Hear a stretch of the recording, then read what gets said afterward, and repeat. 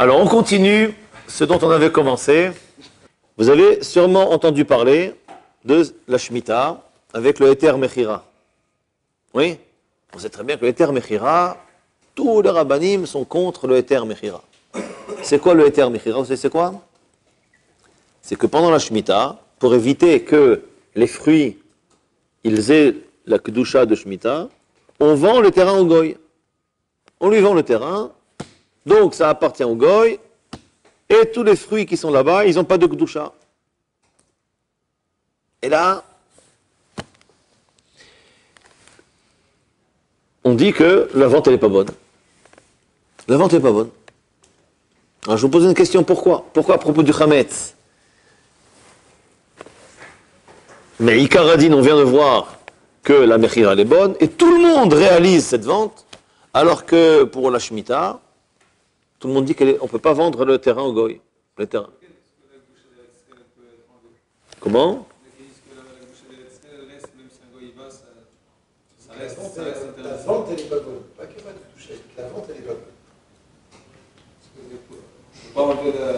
C'est une autre question. Non, yesh kinyan la Goy. בסדר, אין מחלוקת, להלכה לקווי.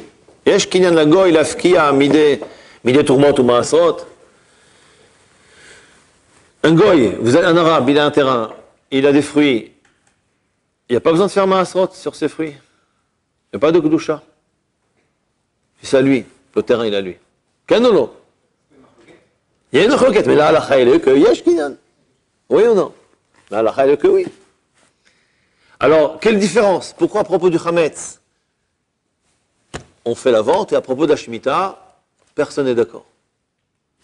Quel est le problème? Qu'est-ce qui peut trouver une différence? La même Gmirut Dat qu'il y aura dans Chametz, il y aura dans Shemitah. S'il y en a là, il y en a là. S'il n'y en a pas là, il n'y en aura pas là. Il y a moins de Gmirut Dat pour vendre un carcan. C'est l'inverse. Que quoi? C'est le Chametz, justement, il n'y a pas de Gmirut Dat, comme on dit, il y a moins. Bon, un carcan, c'est concret. Ici, c'est ce qu'il achète, le carcan, il est là. Et là aussi, c'est ce qu'il achète, des whisky, des Gevisli, des crackers, du pain, des biscottes. Comment? Très bien, bon. Mais dans les terrains aussi, il ne sait pas. On lui dit pas, on lui montre pas. Que? Et alors? Qu'est-ce que ça change dans la Gmirut Dat? Non. Parce qu'on fait le bitou et c'est moins, ça passe de l'oratel à la banane. Ça c'est une belle remarque. Très bien. Kolakavod, j'entends des belles remarques. Dans la terre, il y a un issour de l'opéchomet. Un instant. Donc lui, il veut dire que dans Mechirat Chametz, il y a déjà le bitoul. Donc là, c'est une vente que Midera Banane. Donc même si la vente, alors pour Midera Banane, très bien. Et dans la Shemitah, aussi c'est Midera Banane aujourd'hui. La Shemitah, elle n'est pas Minatora aujourd'hui.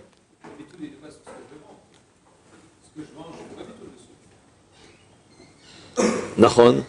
Et donc? Non, mais très bien. Non, mais au cas où la vente n'est pas bonne, j'ai mon bitoul qui me garantit que je suis envers que Midera Banane. Au cas où la vente n'est pas bonne. C'est ça ce qu'il veut dire. Au cas où la vente n'est pas bonne, donc j'ai fait mon bitoul. Donc maintenant, je ne vends qu'un Chametz que sur lequel il n'y a qu'une interdiction Midera Banane. Donc c'est pas très grave. Alors il voulait dire que la... Comment? En effet. Mais j'ai fait le bitoul. Mais au pire des cas, si la vente n'est pas bonne, le Chametz qui est vendu, et sur lequel je n'ai pas fait bitoul, c'est un Chametz Minatora ou Midera Banane? Midera Banane. Minatora, le bitoul, il est bon. Parce que j'ai fait un bitoul. Non, ce que je veux dire, je ne l'inclus pas, mais je fais un bitoul sur le Chametz que j'ai. Alors, si la vente elle est bonne, je ne l'inclus pas. Mais si elle n'est pas bonne, obligatoirement je l'inclus. Donc, au pire des cas, je suis envers sur un Chametz Midera Banane. Comprenez ce que je veux dire? Si la vente elle est bonne, je n'ai pas besoin du bitoul puisque je l'ai vendu au Goy.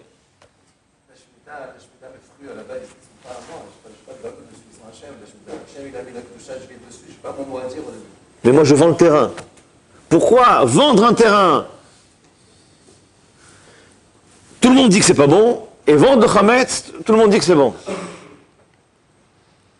Alors celui qui me trouve une réponse, je lui fais un cadeau. לא תחונן, לא תיתן להם חנייה, אסור לתת להם Alors, l'otechonem, הרבה poskim me disent que c'est seulement un oved avodazara. Mais pas un arabe qui n'est pas oved avodazara. Alors, on va être sommaire sur cette chita. Et c'est sur cette chita qu'on est sommaire dans la vente. Ceux qui font le Eter Mechira. Alors, quelle est la différence? Attendez, on veut un cadeau. Il n'y a pas, Oui. il n'y a pas une différence entre le métaltélim et quelque chose qui est cavoine. Non. Je vends. Si ça marche ici, ça marche là. Ça marche pas là, ça marche pas là-bas. Alors, la réponse, elle est simple. Dans le Chametz, le juif, il y a une gmirut date de vendre. Oui, à 100%. Pourquoi? Il a fait. Parce qu'il ne veut pas être overbaliré. Et d'ailleurs, ceux qui disent que la vente, elle n'est pas bonne, c'est quoi le tzatzrout qu'on dit? C'est que même si la vente n'est pas bonne, à 100%, mais étant donné que le juif et le rave, ils font tout ce qu'il faut pour que la vente soit bonne, ça même, c'est quoi? Ça montre que je ne veux pas de Hametz. C'est une forme de bitoul, il a fait méod, kol hakavod. C'est une forme de bitoul. Je fais tout ce que je veux. Tout ce que je peux. Très bien. Donc dans le Hametz, le juif, il a une gmiroudat. Et le goy, c'est lui qu'on a un problème. Maintenant, dans la Shemitah, c'est l'inverse. Qu'est-ce que ça veut dire? Dans la Shemitah, qu'est-ce que je veux faire? Je veux éviter les problèmes de Shemitah, donc je vends mon terrain à un goy pour ne pas qu'il y ait de la Kedusha. Très bien. Non, mieux que ça, mieux. Je veux le garder parce que c'est des choses, c'est des fruits. Non, je vends le terrain, je ne vends pas les fruits. Je vends le terrain pour que mes fruits ne soient pas avec la Kedusha. Maintenant, je vais vous poser une question. Est-ce qu'il y a un seul juif qui est prêt à vendre sa terre? Vraiment? Non? Oui ou non? Donc la Gmirut Da'at, elle est chez qui? Le problème de Gmirut Da'at dans la Shemitah, elle est chez le juif. Donc c'est vrai que tu veux signer, te vendre, bon, pas Gdusha. Mais monsieur, tu es un menteur. Parce que si les plus grands milliardaires du monde, d'Arabie Saoudite ou je ne sais où, viennent avec une valise d'argent, très bien, on achète le terrain. On va lui vendre? Oui ou non? On va lui vendre ou pas? Quel est le juif qui va vendre? Vous savez que Kiryat Sefer, je ne sais pas si vous connaissez Kiryat Sefer, l'arabe qui a vendu, ça appartenait à un arabe, ils l'ont coupé en morceaux. Les arabes, ils l'ont tué, ils l'ont coupé en morceaux, ils ont envoyé comme Pilegesh Begivara. Ils ont envoyé un morceau de son corps à tous les kfarim autour. Ils l'ont tué parce qu'il a vendu à des juifs Eretz Israël. Maintenant, Eretz Israël, nous, imaginez que on vend au goy un terrain. S'il vient avec de l'argent, on va lui acheter, on va lui vendre, on ne va pas lui vendre. Donc il y a un problème de gmirut da'at chez le juif. Donc voilà pourquoi tout le monde dit que la vente elle n'est pas bonne. Alors l'otechonem, on peut s'arranger. On peut s'arranger avec l'otechonem. Oved avodazara, il n'est pas oved avodazara. On va trouver un goy qui ne fait pas oved avodazara ou un musulman. Mais nous-mêmes, on ne voudra jamais. Alors comment elle marche cette vente? C'est quoi la différence entre les deux cas, que ce soit inversé ou pas, de toutes les manières? Alors un instant. Donc, je suis en train de vous dire, je vous ai posé une question. Pourquoi la vente ici elle marche, la vente elle ne marche pas ici? La vente elle ne marche pas ici parce que là le vendeur il ne veut pas vendre. Et même si le goy il vient me donner l'argent, je ne lui vendrai pas. Vous avez vu vous un sioniste qui va vendre son terrain, sa terre? Jamais de la vie. Oui ou non? Maintenant, si un goy, le goy, il vient pendant Pessah et il veut acheter le Hametz, on va lui vendre ou pas? Bien sûr, oui. C'est faux. Hein? Oui ou non? Si je suis pas. Regarde, oui ou non, d'abord? Pourquoi pas? Imaginez-vous, c'est quoi le supermarché qu'il y a au Canyon de Ramot, au Sherrad? Choukaïr. Choukaïr, il va vendre 3 millions de Hametz au goy. D'accord? Maintenant, le goy, il vient pendant Pessah. Écoutez bien la différence. Le goy, il vient, il va acheter ces 3 millions de bisli, de crackers, de ce que vous voulez. Ils vont lui vendre ou pas? Si Pourquoi pas? Pourquoi pas? Mais il va payer la vraie valeur. Quand on lui vend, monsieur, je te vends pour sa vraie valeur. Bien sûr, bien sûr, bien sûr. Alors même s'ils n'ont pas fait l'inventaire, on va lui dire, mais qu'est-ce que tu veux acheter? Allez, viens. 15 caisses, alors. Oui ou non? Est-ce qu'on va lui vendre ou pas? Est-ce qu'on va être OK? Hein? Voilà. C'est fait pour être vendu. Et au contraire, Choukaïr, il va être content de vendre. En une minute, il va vendre ce que normalement ça prend pendant 3-4 semaines pour être vendu. En une minute, il a fait une transaction. Donc, le vendeur dans Hametz, il veut vraiment vendre. Parce que même si le goy vient lui acheter, achète, il n'y a pas de problème. Mais le particulier, c'est pas bien. Pourquoi pas? Mais c'est pas pour être vendu. Mais c'est pas fait. Mais si le... Mais il me laisse, c'est pas des collectifs. Faut pas... Quoi? Non, ben, mais il va y aller chez le voisin. Si jamais il veut pas, il faut faire. Comment? C'est trop barré, si jamais il veut Sans arriver à ça, un juif, Maïr Patlo de vendre son Hametz, si le goy, il va payer la valeur. Tandis que dans le terrain de la Shemitah, le goy, quand il vient acheter avec ses millions, on ne lui vendra pas. Nous, ce qui nous intéresse, ce n'est pas de l'argent, c'est Eretz Israël. La Kedusha n'a pas de valeur. Oui ou non? Cette svara, qui est-ce qu'il a dit? C'est le Chazonish. Chazonish, il dit ça. Il dit un juif, pour rien au monde, il vendra son karka. Alors un petit mot de Haggadah. Pessah. Écoutez bien. Là, je vous demande d'écouter.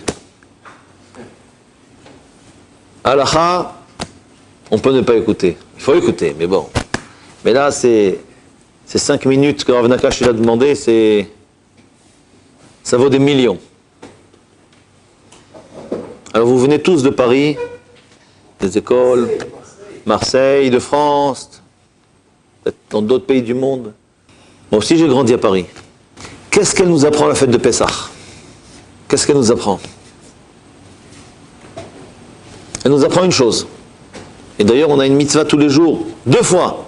Ani Hashem Elokerem Asher Hotzeti Etrem Meretz Mitzrayim. Cette paracha de Tzitzit, pourquoi on la rajoute dans Kriyat Shema? Kriyat Shema c'est seulement Shema et Ve'aya et Ve'avta et Ve'aya. Vayomer n'a aucun rapport avec Kriyat Shema. Vous le savez ou pas?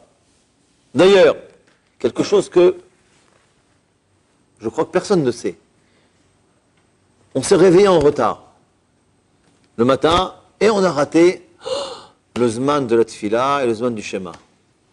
Alors, bon, on a raté. Entre parenthèses, vous savez qu'il y a un saïf dans Shulchan Aruch où c'est marqué que Kriyat Shema, il y a une tashlumin. Vous savez ou pas? Tashlumin. De la même manière que quand on a raté la Tfila, on a raté Shacharit, on fait 2 fois Mincha. Oui? Vous avez déjà entendu ou pas? Ça vous est déjà arrivé de temps en temps? Ça arrive. Et bien dans Ilchot Kriyat Shema, c'est marqué celui qui a raté le Shema du matin, il a des tashlumin. Alors, bon, regardez le Mishnah Berurah, qu'est-ce qu'il est? En fait, le Mishnah Berurah, il explique, il dit, ça ne veut pas dire qu'il a fait la mitzvah, parce que la mitzvah, elle est, comme c'est marqué dans Brachot, mais Uvat, She'eno Yachol Litkon, c'est celui qui a raté le Zman Kriyat Shema, c'est fini. Et pourtant, c'est marqué Tashlumi dans le Shulchan Aruch. Maintenant, on va pas en parler. Donc, on s'est revu en retard, mais il faut savoir que la parashat Vayomer, le Zman, il passe jamais, il n'est pas passé. C'est toute la journée. Vous le savez ou pas? Ça, tout le monde, personne ne le sait, je crois. Tout ce qui est marqué dans les calendriers, sauf Zman Kriyat Shema, c'est pour Shema, Ve'avta, Ve'aya. Mais Vayomer, on a jusqu'à la Shkia. Au moins jusqu'à la Shkia. C'est toute la journée le Zman. Donc, il ne faut pas se désespérer, il nous reste encore quelque chose à faire. Oui. Mais si on a raté le Zman, c'est fini. Après, ce qu'on lit, c'est comme si on lit Teilim, un peu de Psukim. C'est un minhag, c'est là. Mais au moins pendant le Zman. Après le Zman, c'est rien du tout. Aucun rapport. Tfilin, c'est Tfilin, Shema, c'est Shema. C'est 2 mitzvot complètement différentes. Maintenant, c'est marqué, celui qui met les Tefilin et qui fait pas, celui qui lit le Shema sans les Tefilin, c'est comme si qui faisait Edut Sheker, parce qu'il fait le Shema, il met pas les Tefilin. Alors ça doit être mis ensemble. Mais c'est aucun rapport. Vous comprenez? Mais en tous les cas, si le Zman il est passé, alors c'est seulement des psukim. Très bien, donc Vayomer, bon c'était une petite parenthèse. Ce Vayomer qu'on lit dans le Kriyat Shema, c'est pour nous rappeler la Yetziat Mitzrayim. Qu'est-ce qu'elle a d'importante, cette Yetziat Mitzrayim? Écoutez bien, écoutez bien. Écoutez bien. On était en Égypte, on était soumis à Paro. Oui. On était soumis physiquement à Paro. Même moralement, on était soumis à Paro. On n'avait pas le droit de penser à ce qu'on voulait.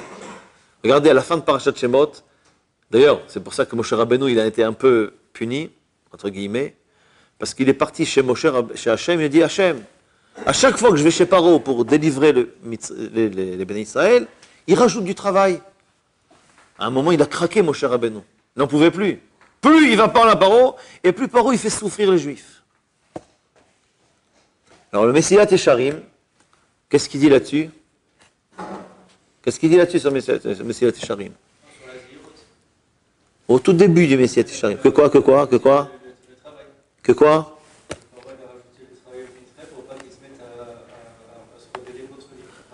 Voilà, et il dit le Messilat Yesharim, le Yetzer Hara, c'est la même chose. Comment il fait pour nous empêcher de penser à Hachem? Il nous rajoute des applications. Il nous ajoute des... Comment on dit sirton en français? Des vidéos, des informations, Le iPhone, le téléphone aujourd'hui, le téléphone connecté, c'est le plus grand Yetzer Hara qu'il peut avoir. Même s'il est cachère. Même s'il est cachère, parce qu'il nous remplit la tête avec des choses qui nous empêchent de penser aux vraies choses. Et donc Paro, quand il voyait Moshe Rabbeinu venir pour libérer le Ham Israël, il dit, mais ils sont fous ces Juifs. Ben, c'est Lucky Luke. Ils sont fous ces Romains. Ils pensent sortir. C'est pas ça un serviteur. Un serviteur, un vrai serviteur, c'est quoi? C'est quoi un vrai serviteur?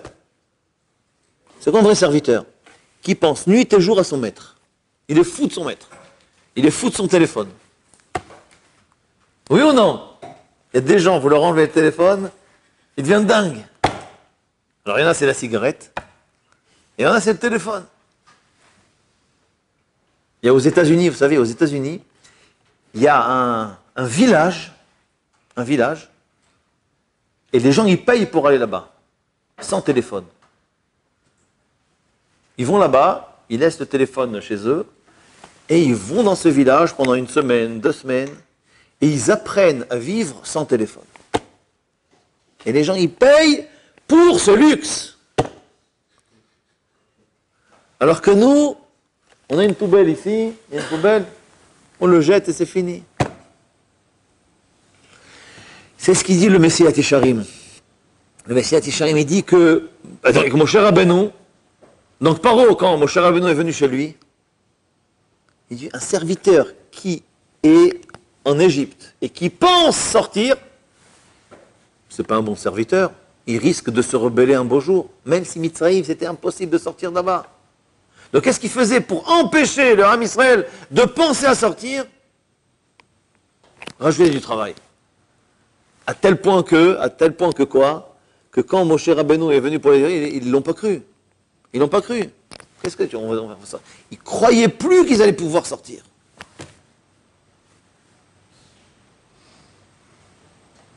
Alors c'est vrai qu'après, il y a un Minou Bachem, mouvement Shavdo, etc. Il y a eu une émouna. Mais à un tel point qu'à un certain moment, quand il leur parlait, d'ailleurs, Moshe Rabbeinu, qu'est-ce qu'il a dit à Hachem?